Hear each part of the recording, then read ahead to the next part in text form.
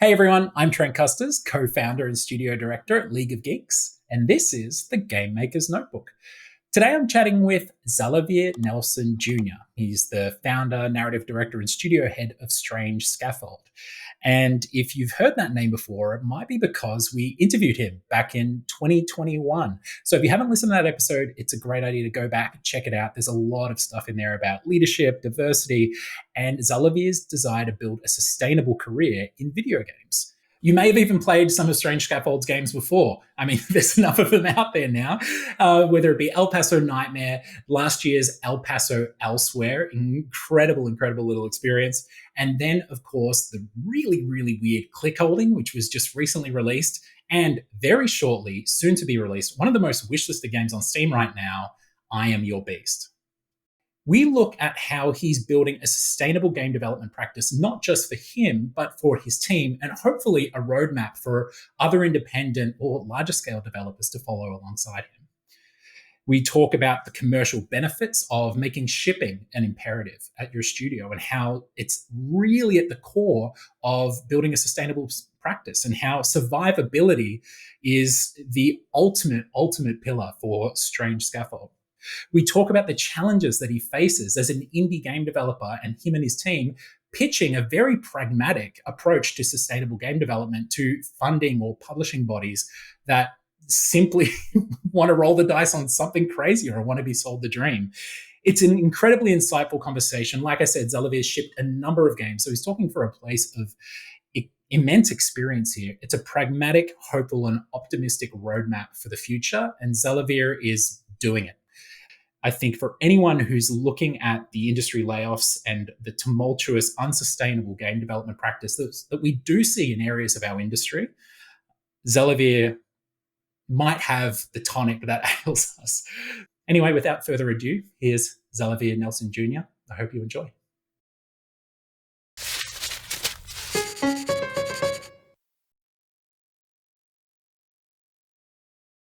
Where are you hiding? The more you hide, the more agents we send.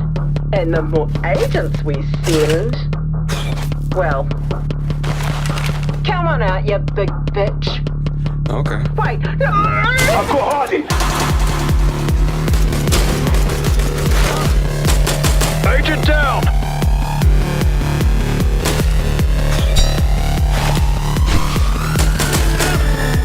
Harding spotted!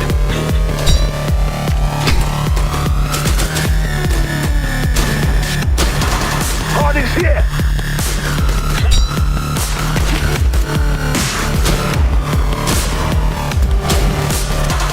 He's going for the head! Be careful what you wish for.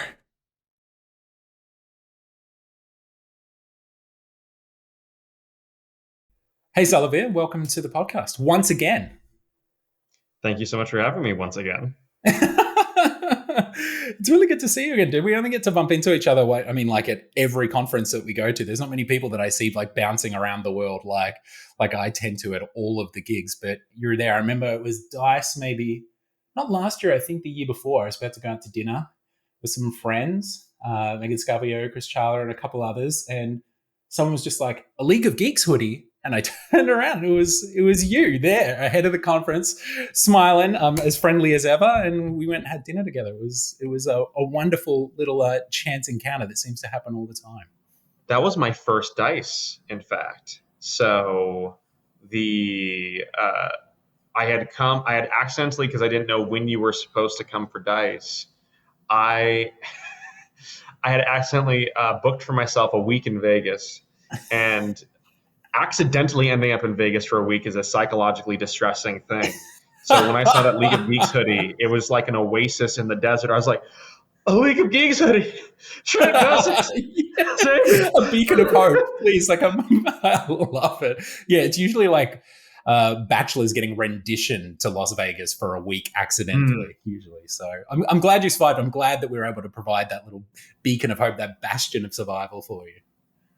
Yeah, in general, DICE is a nice bastion in the psychologically distressing landscape that is Vegas. Though I will say, I've now been to both.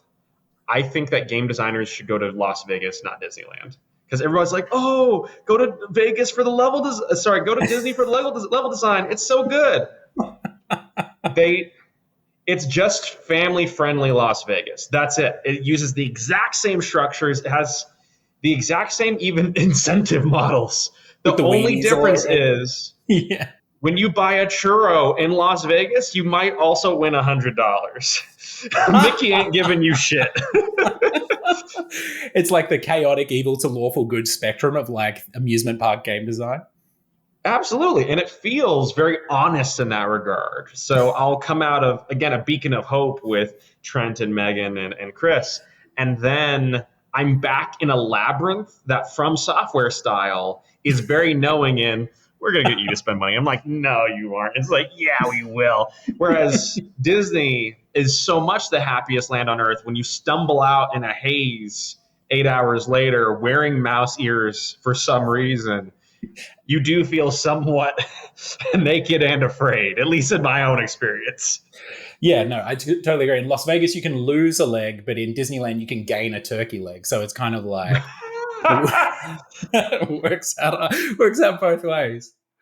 Well, look, it's really good to have you back. For those who aren't aware, we had Xalavier on the podcast back in 2021, and we spoke about a lot of things. It was Robin, who you had a wonderful chat with about leadership in games, your thoughts on sustainability in the industry and how you were hoping to build out a sustainable studio, and a lot of thoughts on diversity. And I think also like not just obviously the incredible importance of diversity for humanitarian reasons and equality and just basic human kindness sort of stuff.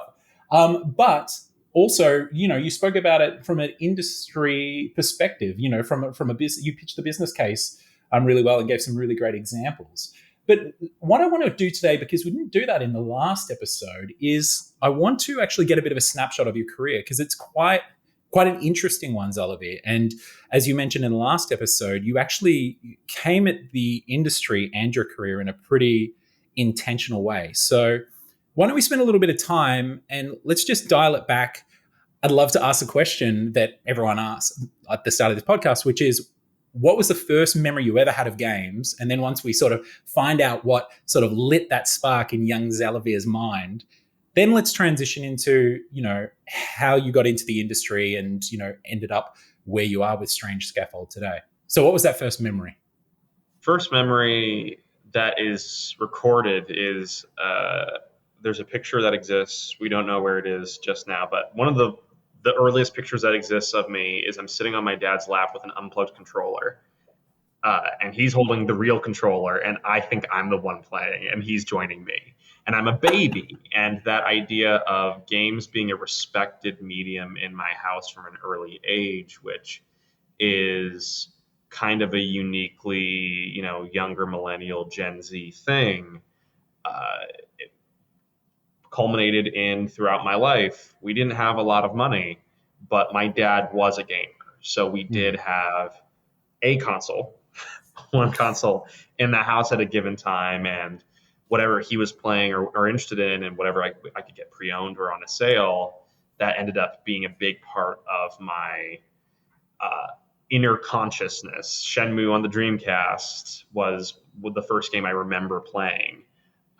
That and Star Wars Jedi Power Battles with Plo Koon and other such memorable characters that you really love from the Phantom Menace.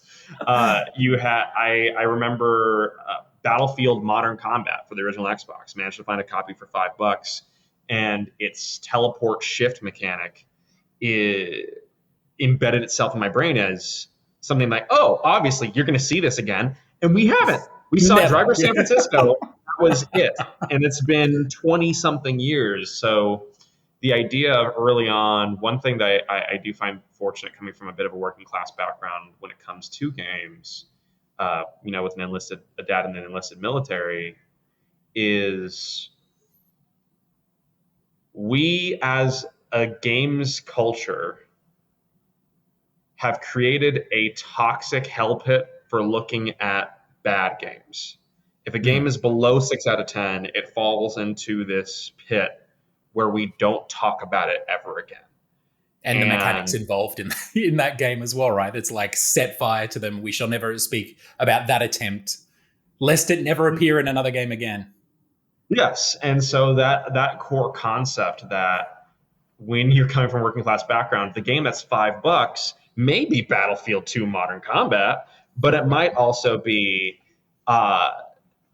GeForce for the Xbox 360, which had some really interesting platforming mechanics that I've again never really seen an equivalent of in another medium. So a lot of my earliest examples of games are things like Morrowind, but accompanied with it is stuff that games culture would call shitty. And if we were in film or in literature, there would be still some amount of discussion likely around what those things achieve regardless. But in games, we throw those into a trash pit. And that's why I come in, now 26, 27 years later, and I'm saying, hey, here's a game where there's a distressing masked man in the corner of your hotel room. You're going to click for him. Here's a game with mechanics inspired by E.T. for the Atari 2600, because I learned, or at least had an internal guiding star very early on, that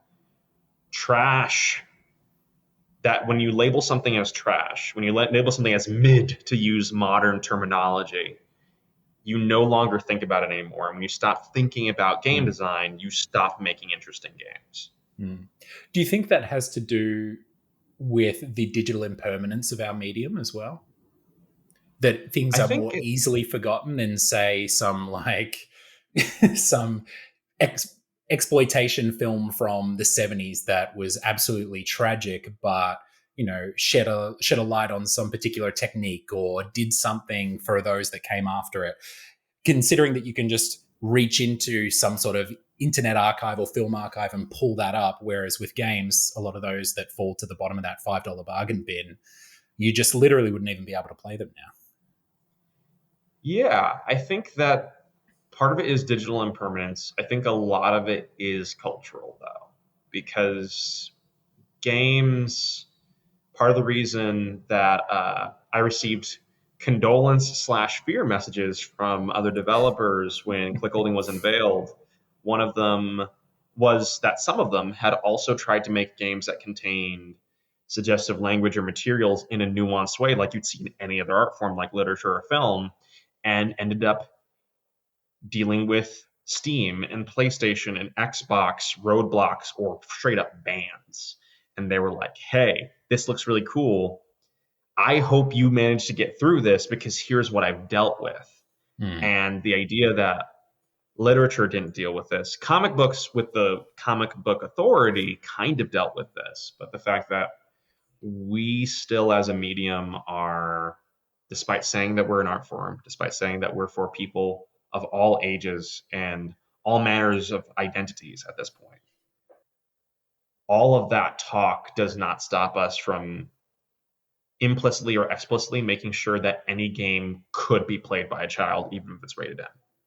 Any game could be seen as simply a product at the end of the day. And particularly in the very risk-averse funding environment that we're in right now for indie games, that becomes toxic because it drowns out not just ideas that do fall within the category of what does a game look like for adults, not in the sense of adult only, but like, what's a game that's going to fuck you up in the way that a film for a grown-ass adult would?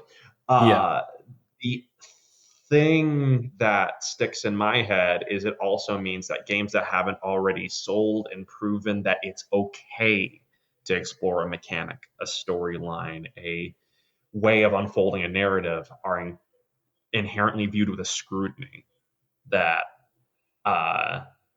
is deeply limiting to what we offer players and ends up lessening the paths that other designers go down.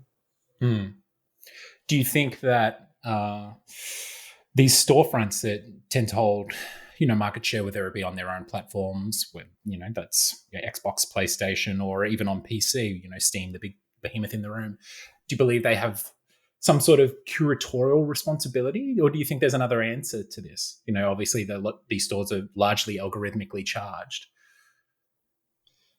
I think if we're going to make games that, like any other artistic medium, can satisfy a variety of audiences and make a lot of money and make a lot of impact along the way, you just quite simply have to make games that are aiming for different pieces of players' lives. You have to make things that are one-offs. You have to make things that are designed to be replayed forever. You have to make things that are small, medium, and large that coexist. And we're seeing some of that coexistence occur. But definitely, as you get to the smaller ends of the scale, our medium right now is very afraid of exploring the possibilities of what it looks like when, I'm going to use an example from 90s film, a Kevin Smith film, making $200 million. We don't open the door for that in games. It tends to happen coincidentally. It's the Vampire Survivors, it's the Balatro, it's the breakout instead of an intention. And that means that 2 years later, we get the double I version of Vampire Survivors. And meanwhile, the medium and players within the medium particularly are craving, what is the next thing? I loved Vampire Survivors. What new things do you have to show me? What new things does this medium have to say? And when you don't make small things, when you don't open the space for it, when even indie games are forced to try to recoup at least 500 grand per game, it means we explore less and we give our players less. Yeah. Now we're sort of heading into a topic that's very dear to your heart. I know it's been a North Star of your career and your foray into games, which is sustainable game development, which, interestingly enough, when you were interviewed back in 2021 for this podcast, we were riding high in the big spending spree of the industry. And now we're very much on the other side of that. You were recently, I saw you having a chat with Megan Farrakmensch in that Wired article about layoffs in video games, right? Like it's happening across the industry. So to sort of take it back to, because we will get to that, but I do want to take it back to how you headed into games and how you started. I know that you came at it in a very intentional way in regards to thinking about how do I build a career for decades here, but also as someone who's run a studio for, over a decade myself, and been in that leadership position, I know how those views and how running a team and everything how they can shift and how they can move and how they can evolve. So I'm interested in sort of charting that sort of genesis, that sort of metamorphosis for you, if one's occurred, or, sort of checking in on how it's gone. So let's start with, when you came into the industry, how much were you concerned with this kind of sustainability? And was it sort of more so about your own role in your own career, and then it transitioned into it? And sort of what was your first sort of commercial outing in the game space? The first commercial outing was I was going to leave video games, really. So I was in journalism. I was a adolescent and then teenage games journalist pretending to be an adult on the internet. So by the time I was 17, I knew games was unsustainable. Journalists weren't surviving. Peers, mentors, people I looked up to, friends would drop off the face of the map. And the same went for developers. So I was going to leave. I made one game, or I thought I would make one game before I would leave forever. And it was called All Hail the Spider God. And I was like, dang it. They got me. I love making these things. At each step I was looking for, what is my North Star of what I need to be creative and full and whole, and also what lets me pay the bills for myself and hopefully a family one day. And going down that path, my very first foray into the medium, my eyes were already open, and I said, this is unsustainable. And the more I learned, the more I was like, not only is this unsustainable, not only does there have to be a better way, there is a better way. We just arbitrarily determine, despite being a process-oriented industry inherently, that those other routes of creation are inherently invalid.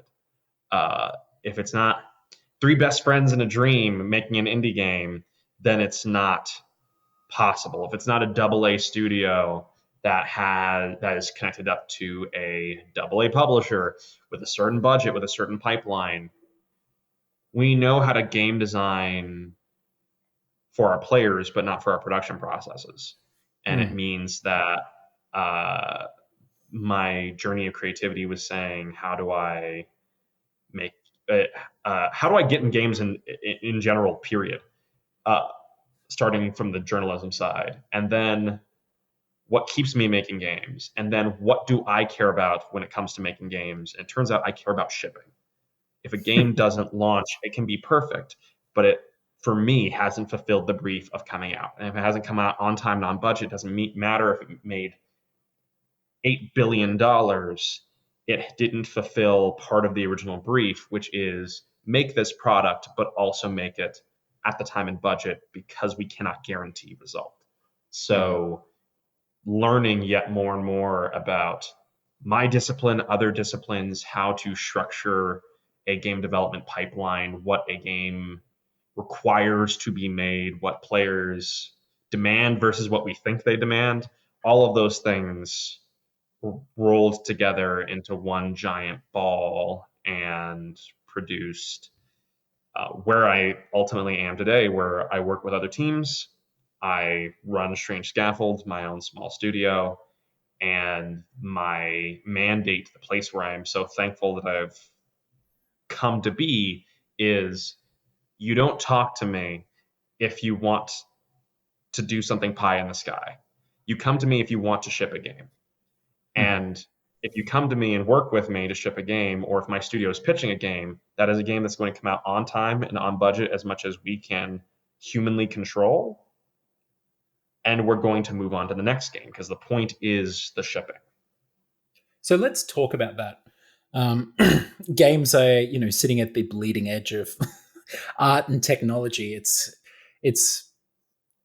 rare that there's ever been a more difficult premise for anyone to tackle, which is to ship a game, right? It's notoriously a hard thing to do, lest, we talk about shipping a game on time. But let's dive into that, because I'm really keen to know when and how, you're a self-confessed production nerd. We've spoken about it before. But when was it that this crept in, and at what part in your game-making journey? And then with Strange Scaffold, was it part of your modus operandi from the start, part of your sort of your mission with Strange Scaffold is to make a studio that ships? When did this notion of shipping become your North Star and really take over your role in game dev? I think the part where it started was when I was a kid, because my mom. You said when I was a kid? Because my mom. Just double checking. All right, good. My mom was a trained surrealist painter, and she was a stay-at-home mom, and she taught us about art and about all sorts of things because we were homeschooled. She taught us about culture. She said, "Hey, do you know who MC Hammer is?" And my sister and me were like, "How would we know who is MC Hammer?" And so we'd spend an hour just learning about who MC Hammer is and those parachute pants. It was part of why I was able to pretend to be an adult so well later, is because I was able to speak the lingo, because cultural history and the evolution of pop art was as much a part of my early childhood as math and science. You're getting an arts degree as part of your elementary curriculum. A little bit. I don't know if you've ever seen or heard of the premise of Green Acres, but Green Acres, Bonanza, Round the Twist. If you aren't learning about Round the Twist as an American child or Blackadder, what really, international political science for the American curriculum must include the Australian classic children's television show Round the Twist. It's a must. Round the Twist, Neighbours, Blackadder. Blackadder coming from the British side. So the idea of, again, pop culture being important, but also my mom being a storyteller was present from a very early age. And my mom would make these stories for me and my sister. She'd tell me these premises. And to a child's mind, these sounded like the coolest stories ever. She'd even say, write up a chapter. And I would read it and I'd say, this is the coolest thing. But she wouldn't finish those stories because for her, the satisfaction in the process was taking care of her kids, taking care of her husband and her home, and charting, say, the evolution of those people. When I got into my teens, my sister got into her teens, suddenly she was coming up with YA premises rather than children's books. The ideas she came up with were aligned with the ages that her children were at because she wanted to create something exciting for wherever we were at that point in time. And what that created for me, with all the love in the world for my mom, was this sense of tragedy because I was hearing about the coolest stories ever, but they were never finished.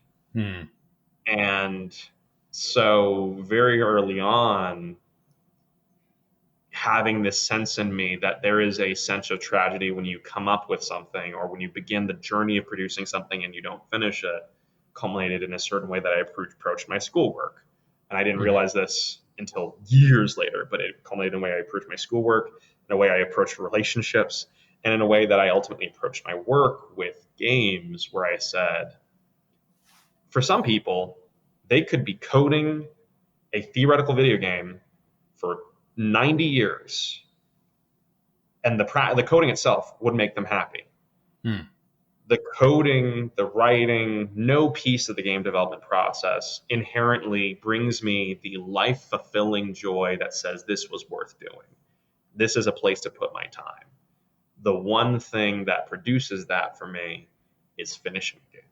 It is bringing it to the market. It is learning and then taking those lessons as a human individual into whatever my next project is, even if it's in a totally different genre, maybe a totally different medium. The finishing and the releasing is the work that started as a kid, and it continues to this day. I think I've said it numerous times on this podcast. It's funny how often it comes up, but I really do feel like the greatest tutor for video game development is going through that pitch to ship process. So as someone who's done it, dozens of times now, Xalavier, on numerous different games in various roles and across various genres and different scopes of budget and everything, production values, tell me, what do you think it is? Even though I say that all the time on the podcast, it's kind of, I almost act like it's a given as what you learn through that pitch to ship process and going through it, whether it be a week-long game or whether it be a year-long game.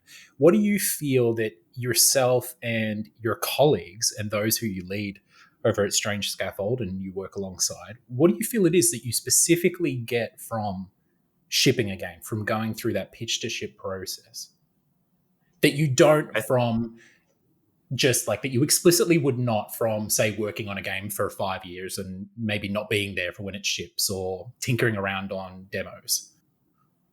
I think the difference between making a demo or even, say, a game jam and shipping a game is that the holistic effort to produce that thing and bring it to market and tell players about it, it does two things at a high level.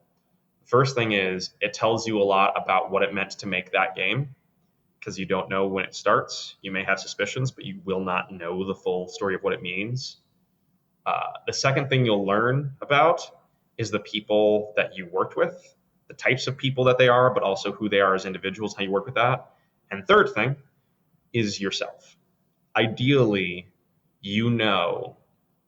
for example, me, whenever I approach branching narrative, I handle it in a very particular way because, particularly coming from the perspective of a production nerd, branching narrative strikes me as a hellish landscape.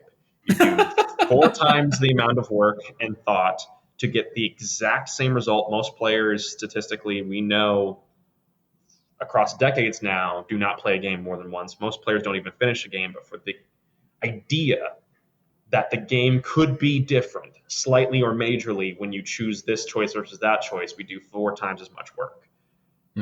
I, for the most part, as a result, when I'm brought in to handle branching narratives or handle branching or modular narratives at Strange Scaffold, approach it in a very particular way because I know that I hate it. That if I was just in a room doing 98 branches and holding all that in my head, I would go crazy. I know that because I've worked on and shipped branching games and know what it takes to, especially near the end of that process, sew it up as best as we can because this game has to get out the door. Simply playing in the garden of possibility with a branching narrative doesn't teach you that. It's coming to the end and realizing, oh, if Fartbuckle doesn't die in the second chapter, then you have to explain in chapter 5 what happened to him, because otherwise there's a plot hole as well as a logic gap, because then we have a crash bug because it overflows because there's too many characters in the scene, because the way we ended up coding it, we can only fit 4 characters at a time in a single room, and Fartbuckle is always there because that's the way that he's coded.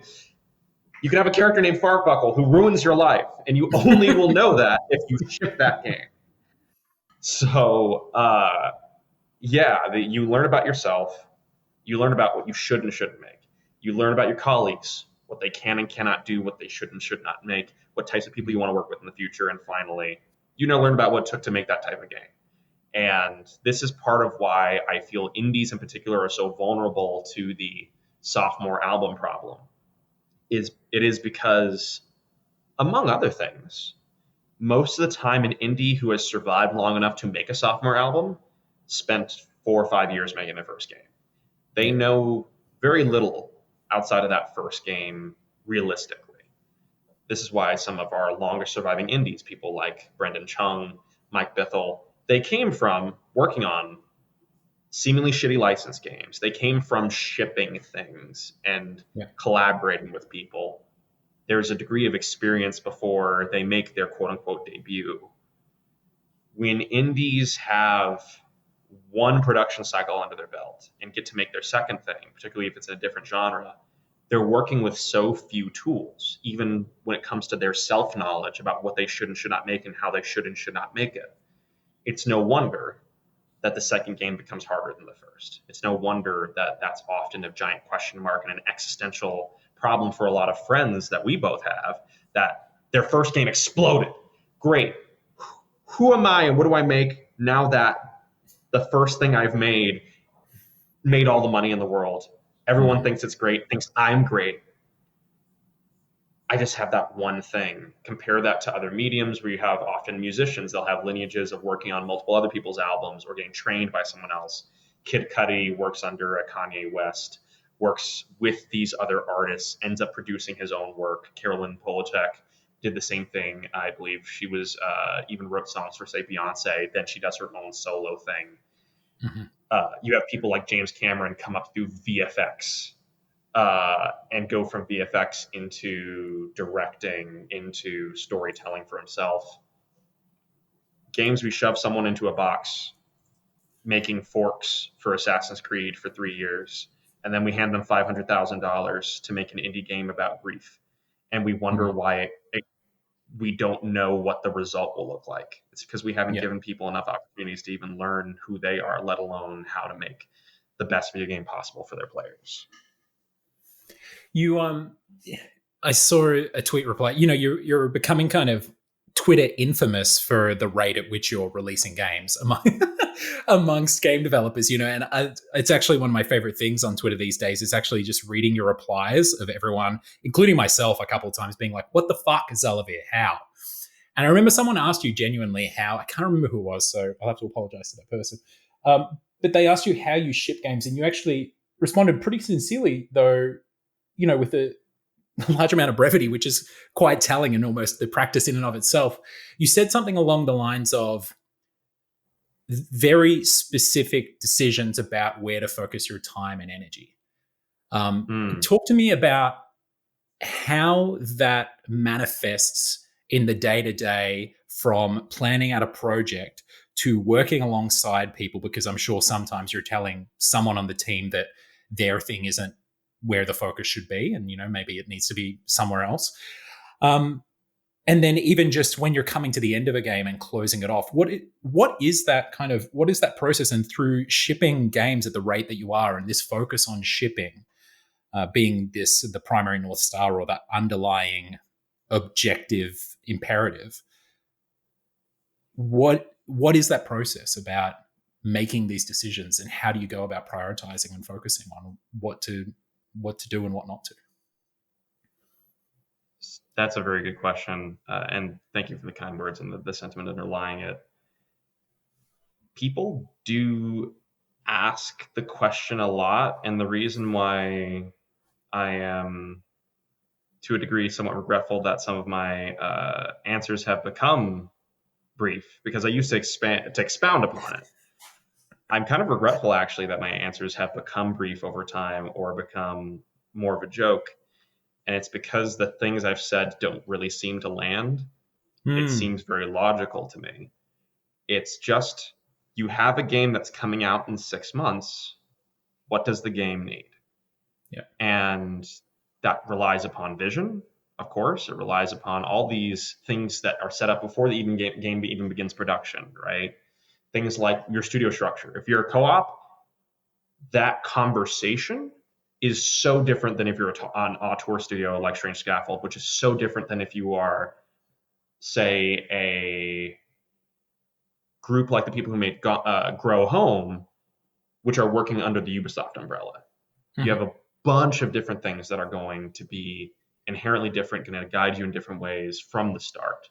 But for me, the making of those highly specific decisions in those conversations, the priority of shipping actually makes them far easier, because it isn't the subjective question of, is the game good enough? It is not the subjective question of, what do the players want or need? It is the vision of the game, as clearly as it can hopefully be communicated. And by the way, we have to tell this story in 14 months. We have 3 years to tell this. We have 3 days. All of our solutions have to come from a place of, how do we tell this story in 3 days? How do we deliver this experience in 6 months? What is broken right now? What do we not know about the game? What is the unanswered questions? What do we fix? It comes up in every meeting at Strange Scaffold. It comes up in practically every discussion with art, with design, with programming. The animators, the producers, everybody in some way, shape, or form, if your priority is allowed to be shipping, becomes, cool, here's the thing I want to do, but we do have 8 days, 6 months, another 12 hours budgeted out of this collaborator's time. What can we afford to do? If we're going to put more there, we're pulling from somewhere else, presenting everything as a choice. I both had pounded into me, as well as pounded into myself, this idea that choices are what make a thing. When you change your process, you change your product. So the decisions and the framework for the decisions do come from me, but they also come from an incredibly talented group of collaborators who at this point are speaking the same language, which is, how do we ship this game? And I think that while I love blue sky thinking and how much amazing blue sky design and storytelling has resulted in some of the most powerful experiences of our medium, I also think that the fact that our industry has in some ways been guided by the term find the fun is killing us. Because when you're making a $200 million game, a $400 million game, a $2 million game as a 3-person team, when you are walking through the wasteland with just the imperative of, our careers depend on this game doing well, then you are prone to second-guessing decisions. You are prone to overturning good work in favor of an invisible perfect. You are left constantly asking, what could the player want, rather than what is the player being given right now, and what, if anything, is not being satisfied by what we've got in the context of the time we have to finish it. I don't think I'm doing anything revolutionary. I have a lot of very good people in my corner who are assisting me in this goal of shipping games, and who are playing massive roles in guiding the voices of those projects themselves. Folks like Dan Pierce on I Am Your Beast, folks like Romero Bonacausen on El Paso Elsewhere, and Airport for Aliens currently run by dogs, and my collaboration with Tom Benita on that, folks like RJ Lake, who's done so many of our soundtracks. I've got a lot of people who are happening, so who are making these conversations happen. I'm not doing anything particularly revolutionary, but I am shipping. And if I don't ship, then I don't think I'm not making video games. Let me maybe pitch to you what what might be the defining thing that is different to a lot of people. Because usually at this point in time, I would ask the question, or sort of throw up the challenge of making shipping the imperative, as opposed to what a lot of developers would call making sure the game is ready, or the game is as good as it can be, which is a lot of the reasons that, we would delay a game. There's the famous Miyamoto quote that I'm sure that's been, paraphrased horribly or whatever for so many years. Yeah, forever. Right? But I think the defining difference here for you, which is something that I'm really interested to get into, because it's not just a creative outlook or a production outlook, but it's actually a business strategy as well, which is, it seems to me, Xalavier, and tell me if I'm wrong here, is that you're not just focused on that $2 million game or that $100 million game or even that $100,000 game. You're focused on 3 to 5 games down the road, right? And so whereas a publisher may amortize their risk across a portfolio of games that are being released, you're almost focusing on amortizing your risk across your own portfolio of games over 3 to 5 years or something like that. I mean, you just signed this 5-game deal with Frosty Pop last year, right? Yeah. So, and it's very evident with El Paso Nightmare and El Paso Elsewhere. And you can tell me if I'm way off the mark here, if I'm just projecting a bunch of this onto you, but like, are you able to free yourself from that, making sure the game is ready, quote unquote, and the fear that is struck into game developers of releasing an unfinished, quote unquote, game, and delaying them for however long and blowing out budgets and all that sort of stuff? Do you feel like you release yourself from that because of a focus on not just El Paso Nightmare, but how El Paso Nightmare is heading towards El Paso Elsewhere and what's to come after that? I think a lot of that is the things you just said to describe that approach are true. We're amortizing across our own portfolio, across our own creative approach and what we know of it over 3 to 5 years. Something that we've talked about a lot in, say, pitches to publishers was, we do not want to sell a player 1 game. We want to sell them 5 games. We want them to follow us the same way that they would their favorite musician or director, and to have enough of a backlog that they can hunt the hungry hippos through 1 game. Like Clickolding, it's a $3 game. If people buy $100 worth of Strange Scaffold games, which they can through things like the Strange Scaffold bundle on Steam, if they end up buying $100 worth of Strange Scaffold games because we release a game for $3 and it hit them, and then they're looking for what we release next, we have such a stronger base for survival than if we did make one $2 million game that makes all the money in the world, and then we're left to ask and answer what comes next, and our audience is left to do the same. El Paso Elsewhere and Nightmare are interesting, where for a lot of the games we release, at a certain point, we thought one way to amortize was to make 2 games for every game. So an Airport for Aliens could run by dogs. We made Mr. Bucket Told Me To with the same technology base as part of the Dread X collection, which ended up kicking off the publisher Dread XP.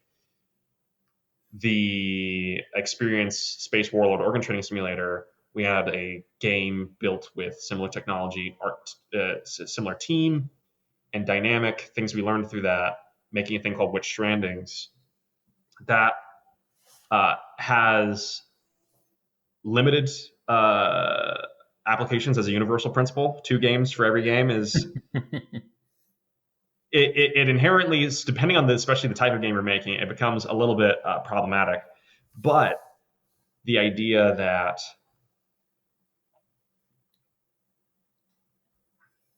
speaking very frankly about the state of the industry, a lot of the fear that it comes from that causes people to spend 8 years on a video game is that if it's not good enough, then they won't be able to make games anymore.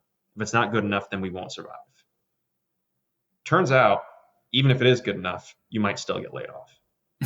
So you survive by shipping. If the game doesn't come out at all, if you haven't released that thing, not only are you in a worse overall position, but this perfect crafted gym that you've done over 6 years, it's not going to be perfect. No game is. So all you've done is delay the point at which the cards fall to where they will, and you are judged. So rather than delay, potential judgment by peers or players with a very player-centric view of what is something the player is not receiving, what can we give the player today, how do we give the player not just 3 to 5 games to buy, but 3 to 5 experiences that they could not get anywhere else, we end up being guided by the watchword that when you ship, you survive. And if you don't survive, at least you shipped. So I at this point, particularly when I'm brought onto other teams, I end up being that voice in the room that says, this is very cool. Does this still make the game shippable? Does this result in the best experience for players, or do we just want a back of the box tick or feature? Do we even say far into a production cycle, we're talking about still an element of, say, the story or of gameplay? I raise my hand and I say, we haven't figured it out yet. It's just a giant question mark, and it has been this entire time, and everyone agrees it's kind of weird. Why aren't we cutting it out? Because the longer we have it dragging along, the further it impacts our ability to move on and polish what we do have. So far in games, the Miyamoto quote in particular has been used to say that quality is a result of spending enough money and time that the game magically becomes a masterpiece.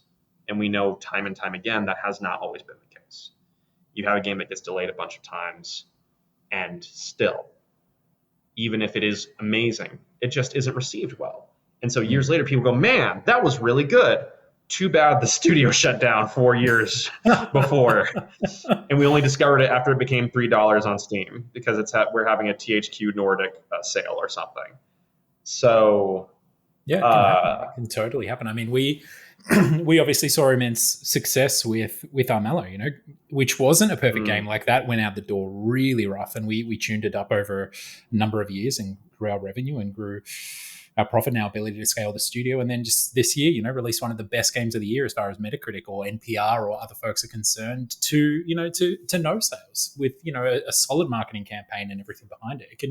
It can really happen. And I think it's interesting. I think a lot of folks, I think something that is true about software development is that more iterations generally make something better. Like that's a general truth within software development, but not necessarily time and money, like they're different things. And also like art, iterations. Because you talked about how we're software and art at the same time. With art that if you keep painting something, you can ruin it. You're over painting it. We don't apply that to games, even though we are art and software. And that's where I also see a divide happen. I think you've also seen, like, sometimes a team cooks too much and you've got a really fleshed out crafting system. And it's like, shit, did we ever need that? Did that maybe make the we shouldn't have let them cook. Well, look, I do want to actually go back to the Frosty Pop Deal, because at a time where so many independent developers, and not just independent developers, but we're seeing internal teams even struggling to get things greenlit or get deals signed, you kind of popped up and was like, hi, we've signed a 5-game deal with Frosty Pop. And something that was interesting when Frosty Pop made their announcement, the CEO spoke about their support for your sustainable business model. Now, what I'm interested to know about this is we've spoken a lot about your focus on shipping and why it's important to you and why you believe it for the art form, not just for, a studio sustainability or for commercial purposes. But that's kind of that's just your perspective, man. No, but like that's you talking about your studio, right? But what about, tell me about how you've gone externally when you're actually, the rubbers hit the road, you're at DICE, you're at GDC, you're sitting in meetings, you're on Zoom when you're back home in El Paso trying to close them out. Talk to me about how this model and actually being a studio that ships consistently and has that focus on shipping over, and I know it's the wrong way to put it, but let's say over quality, right? Or trying to do both of them without sacrificing shipping on time. How has that been perceived by publishers or funding bodies or folks that we would usually be looking towards as indie developers for folks who would help us with this mission of sustainability? It nearly killed us. And this is where I go back to the Miyamoto quote and say, for a big time in games culture, as well as games development and investment, we have come to gain this value set that says, when you have a focus on shipping with, the golden triangle of money, time, quality, then clearly you don't care about quality anymore. Strange Scaffold has said, well, if we care so much about shipping that we are making all of our quality decisions around making something that's focused and presents the best thing of this within the time we have, we'll end up presenting a better thing to players faster and cheaper than you typically would see it. That approach nearly killed us because it was seen as divergent from presenting something more ambitious, something quote unquote higher quality. The concept of overpainting is not necessarily present in video games right now, despite the overall sense that sometimes something cooked too hard or was in the oven and it didn't result in something definitely being present. So at one point I had a conversation with a platform holder, and they called me up on my personal phone because they couldn't have that conversation over Zoom. And they're like, here's the thing you've presented is really, really good. But when you tell us you're going to make this game in 2 years and another team brings us a game that's going to take 5 years, it looks like you're making the less ambitious game. So publishers would ask us over and over again, is this the best version of the game? Like, what do you really want to make was a big thing that came up during 2023. And we said, we really want to make a focused, high quality game that comes out on time and doesn't cost you more money. I thought that was a dynamite pitch, especially as a working class kid. Yeah, sounds good to me. So that you can be trusted with money and then get money. Yeah. And at minimum, you will have shipped the project and not have been an additional burden on your funders. But like, part of the reason I say gambling mindset is so huge in games right now is because that ended up being a deeply unattractive pitch. It was what nearly killed us because we went out again and again and people would tell us that our work was good, that we had the track record, that the pitches were interesting, compelling, necessary. A bunch of people passed on I Am Your Beast, which is now one of the most wishlisted games on Steam. A bunch of people passed on El Paso Elsewhere. And the thing that would end up killing all of those pitches is at the end of the day, we were showing a thing we knew would ship. And someone else was coming in with 3 best friends in a dream. And they were like, that's some spunk. That's some moxie. We're going to find something. So we were too weird for the people who wanted to fund weirdness with large S. And we were too businessy. We were too businessy for the people who wanted to fund weirdness. And we were too weird for the people who just wanted a sequel or something that they had seen before. So Frosty Pop ended up being a miracle I still thank God for, because for the first time, and I'm not joking, because a lot of people said that they want games to be made more sustainably, they care about diversity in games, whatever is their watchword. But at the end of the day, all their projects still go over time and over budget, and they don't sign games by Black people, for example. That's really interesting. That's a dissonance. Here's Frosty Pop, and they were the first people we met. They're not a games publisher. They're a fellow developer. They make really cool stuff. And I met people for the first time who also so deeply prioritize and internalize that shipping is survival. Shipping is how you get players to care. It is how you stick around, and it is how you make better things. If your El Paso Elsewhere doesn't pop off, the thing after that is going to carry all the lessons in the same way that King's Field ultimately results in Dark Souls. that long-term mindset and that shipping mindset. Literally, maybe for the first time in games, I have found someone, Faisal Sethi, the founder of Frosty Pop, who believed in that and also put his money where his mouth was. And we're having these deeply fruitful collaborations that are ongoing now. And the magic of it is if every single one of those games, quote unquote, underperformed, the way that they were produced is such that both Frosty Pop and Strange Scaffold would survive. We would know the things shipped, that they shipped on time and on budget, and that they're all generating some amount of money and interest for the next thing. Yeah, no one's overextending themselves to like a mortal degree. Yes, and the idea that overextension means that you're going to maybe make something really special, or rather means that you're going to make something special, I think has become the value set of games, and it shows. Interesting. And so let's talk about let's talk about a game that doesn't exist yet, or maybe you can tell us about one that we're not aware of, using some kind of code name or something. But I'm just interested to hear how you, as a studio head, actually bring this into fruition. We've spoken about the decision-making process and everything, but do you actually sit down and look at a concept? On the last episode of Game Maker's Notebook that you're on, you spoke about the importance of narrative as this sort of North Star for your team and communicating the vision of the game. You've mentioned it a number of times on the podcast here about, how do we close off this story in this certain amount of time? Let's talk about project scope and that bird's eye view of planning out your slate, say at Strange Scaffold, because that's the other thing here is a lot of game developers, when they're making this $2 million game or this one that we're talking about that has to be everything, that's their game idea a lot of the time. They're not thinking about 3 games, 4 games, or 5 games. They likely don't even have 2, 3, 4, 5 game ideas at that point in time when they start the first one. So tell me about how you go about laying out a slate and deciding what games deserve a certain amount of time and attention, and how long is that time? How long is that budget? Are you trying to send out a really, really small boat alongside a mid-sized one? Are you still trying to do the thing where you're getting 2 games out of one tech base? How, over your years at Strange Scaffold, has your process of, laying out a slate changed, and how do you go about doing that now? So I'll say 2 things about that.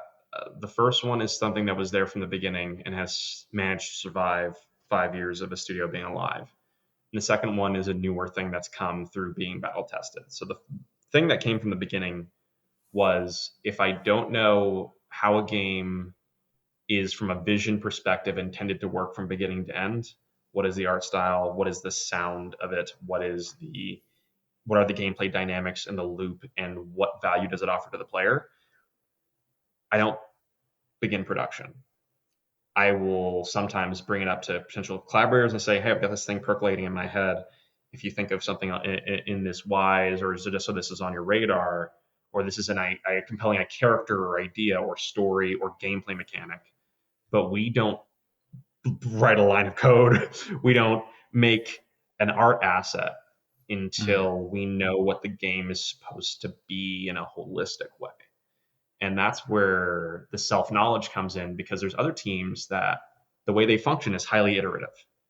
They need to find this nugget of an incredible thing and then extrapolate that. And if you know that about yourself, don't try to do the whole planning out your entire game and story from the beginning, because that isn't who you are. That isn't how you work. It's going to grind your gears. Strange Scaffold, we neither have the resources nor necessarily the attention span, the desire to sit in a room with a game that isn't working towards something for an indeterminate amount of time until it coalesces. Because I've worked on nearly 100 video games now. I crossed the 90 game mark this year, and I think I'll have crossed 100 by the time the year closes. I know that sometimes it never does. It never does coalesce. So I know the game from beginning to end, and then I bring in additional collaborators and say, okay, here's the vision for it, beginning to end. Tell me where I'm wrong. Show me how we build a version of this that's better than the sum of its parts. And that ends up bringing in people like, say, Dimitri Sofidis, who was the lead artist on Clickolding. We end up bringing in someone like a Dan Pierce, who from the original iteration, from the building blocks of I Am Your Beast, which had been canceled twice internally. I bring to him this vision. I'm like, hey, we have Frosty Pop was willing to fund I Am Your Beast. Here's how I would approach it. Being sort of my collaborator and primary designer, programmer, collaborator on this, do you also see this? Where have we overscoped? Where is there something that I'm not seeing here? Poke holes in this so we can build a better version of it. And proving out assumptions, and through the course of the development cycle, that has resulted in games that from the first GDD don't actually change all that much through the course of development. Sometimes it looks quite different because the colors have changed, but we're almost always painting within the lines that we've initially set, and that keeps us in flow. The second thing I'd say, the new thing that we've learned through being battle tested and seeing enough game dev cycles, is hire fast and fire fast. I think a real knowledge that no one is an interchangeable cog, but also if things are not working, giving people the space to harm a project or themselves by attempting to push something through that doesn't make sense in terms of, say, their bandwidth, say their specialties, their skills. It just ends up hurting both of you in the process and creating hard feelings. So the idea of, we give a lot of people chances and shots. And if we see something isn't working, we either find a way to reposition that collaborator, especially if we appreciate that collaborative process as people, or if it's not working, moving them out of the room so that the rest of the team even doesn't suffer from, say, a toxic team member or someone who just does not collaborate to the degree that the game needs. That has been a very hard-won lesson, because initially I didn't want to fire people. I didn't want to ever cancel a project. I didn't ever want a game to go through a critical pivot that leaves someone in the cold. But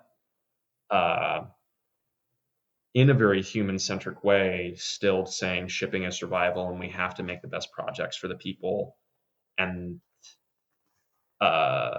the resources at hand, has ended up guiding a far more, I think, pragmatic perspective of what it means to be kind, and learning over time that sometimes when you fire someone, they can find the job that they actually needed to be in. Sometimes when you remove an artist from the team, the entire rest of the team flourishes in a way you never could have expected. And often that artist or whoever it is that's being let go at that point in time can flourish elsewhere, where they're a better cultural fit or a better technical fit. Or pragmatic decisions are not cruelty, and having an emphasis on shipping is not having an emphasis over quality. And those are two things that I've seen, especially in the indie space, have destroyed studios over time, because to the personnel question, they are trying to make. They have a new game in mind. I don't know if you've ever seen this before, but they have a new game in mind. And it works for everyone on the team. It's going to be the perfect fit for the studio except for one person. Yeah. Everything makes sense except for that one person. And they try to make the game with that person anyway. And everyone as a result is miserable. Well, on a smaller team as well, one person can make up 10 to 20% of the entire team as well, right? Yeah. So I think if there's anything that's been really useful running a studio longer, is just figuring out that being kind is not mutually exclusive from being efficient. Well, let's talk about the decision to cancel a game internally when your studio is focused on shipping, because someone listening to this and, say, adopting the Xalavier Nelson Jr. doctrine, right, of shipping being the imperative, might find themselves in a predicament where the same one that you found yourself in with I'm Your Beast, where you've cancelled it twice. But when they go through that path, thinking about what you've said and what you've laid out, they might misconstrue what you're saying to think that the chosen path there would be to just ship that game, is to just get it out. That shipping being the imperative means even if you have maybe an awkward game on your hands, it's like polish it up, ding in some panels to get it like roadworthy and then push it out the door and move on to the next thing. When you have shipping as the imperative, what actually brings about canceling a game, which is the ultimate antithesis to shipping in a way? I think if a game is, when you get midway through, you realize that the journey you'd have to go through to finish the game is so expensive or opposing to studio philosophy that it would be detrimental to continue developing it. That's a good place to cancel. If the game is suffering in the doldrums midway through, not where you're moving towards a vision, but where you realize, man, it's been 8 months and we still don't have a playable build of any kind, and everything is on fire and nothing seems to happen for this game. There might be a gem in the rough, or you might just not be in a place as a dev team in terms of your bandwidth or your skill set or something to finish that project. Hopefully you learn that as soon as possible. But the idea that I think in most cases, putting some panels on and shipping the thing is actually the call. But you'll occasionally encounter rare circumstances where shipping a thing would be so detrimental or such a large burden that it impacts your ability to survive, which is the largest imperative of all. Like shipping being the imperative, shipping is an imperative because survival is the imperative.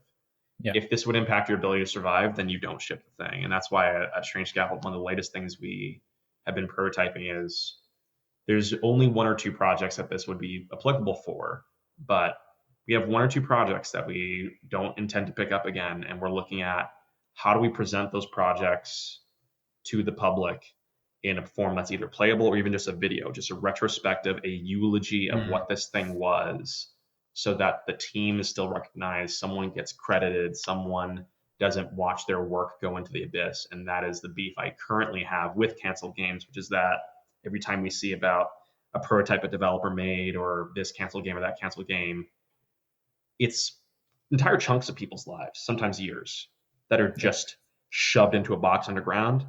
I want to find ways to lovingly taxidermy a video game. How do we taxidermy a video game and show just how much we love it by putting it right above the mantelpiece where we'll make neighbors most uncomfortable? That's where my mind is. We've shipped 3 games at Log, but we worked on a 4th one for longer than we've worked on any of the others, which is ironic given our conversation, that never made it out the door. And I think about this often, like on a game with Private Division, we worked on it for 3.5 years. And it was fucking cool. It was like a magical girl XCOM, Neon Genesis first, like meets Sailor Moon. Yeah, what? It's crazy. And I want to find a way to get what we have out the door. I think about it often. But now I do want to wrap up. I know we're getting close to time. So I have one final bonus question for you, which actually has to do with the commercial upshot of all this, right? Is putting these games out the door, investing in, your brand as a studio, like you say, gathering a following like artists or musicians. It seems like, without touch wood, without jinxing anything, it seems like you may be coming up to what may be your greatest commercial success yet, if wish lists are any sort of metric to go by, with I Am Your Beast. Ironically, the game that we were just talking about, you canceling twice. Do you think that I Am Your Beast is, the best game you've made, or has something that the others don't? And it may be all of these things. Or do you believe that going through this process, and giving your studio just more chances more often at rolling that dice against these algorithmic storefronts and the great masses and what may stick and what may not? Do you think that the success that you may see, or that let's say in wish listing success and pre-launch hype success that you've seen with I'm Your Beast, do you think it's just that you've had so many rolls at the dice, or do you think that the team is getting better at honing in on what is going to lead the studio to a commercial success? I think both. The idea that, again, most game studios, because of how often they release projects, don't have the ability to have a Taylor Swift backlog that continues to produce revenue and new fans and old fans and more theories over time. Other mediums get that, games typically doesn't. So are we better at making games than we've ever been? Yes. Do we have really honed decision-making skills in certain areas that we never would have before if we hadn't experienced success and failure? Yes. Does it help with the algorithm that we've got a bunch of store pages that are our store pages pointing to our next game? Absolutely. When Clickolding takes off and every single person who goes to the Clickolding Steam page is also going to I Am Your Beast, that's good for us.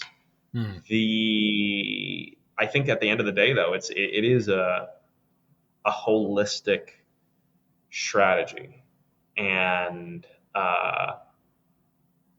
the idea that we are holistic people making games together and apart with an emphasis on survival and on bringing players the next game they didn't know they needed. I think players can tell if press end up following you from game to game. There is a multiplying effect. Most of games has denied itself that I am excited to explore, if only so that the next person to attempt a strange scaffold can really benefit from our successes and failures and produce the best version of this system. Because the idea that there is no perfect game studio model, there is no perfect model of producing a game, there's simply fully considered intentional and holistic processes, and those that are not. I think it will produce, hopefully, an indie scene in the future that scales and that is allowed to exist regardless of the shenanigans that the rest of the industry may pull to create tomorrow's next big thing. The thing that's so big that it can't fail. What a beautifully optimistic and terrifyingly pragmatic vision for the future of sustainable independent game development, Xalavier. Thank you, my friend. Thank you for joining us today. It's wonderful to have you back on the podcast and check back in after 3 years and see how you've trodden along on your mission towards sustainable game development. So thanks. Thank you. I'm going to listen to the original episode now that you've mentioned it so much. I wonder how much younger I sound. As is always, surprisingly insightful for your age, Xalavier. And I mean, 100 games under your belt. Congrats! You gotta let us all know when you cross that line. It's exciting stuff. Sure will. Until next time, thank you so much. Thanks to everyone listening, and ship your game, please, for the love of God. Thanks, mate. Have a great day. Thank you.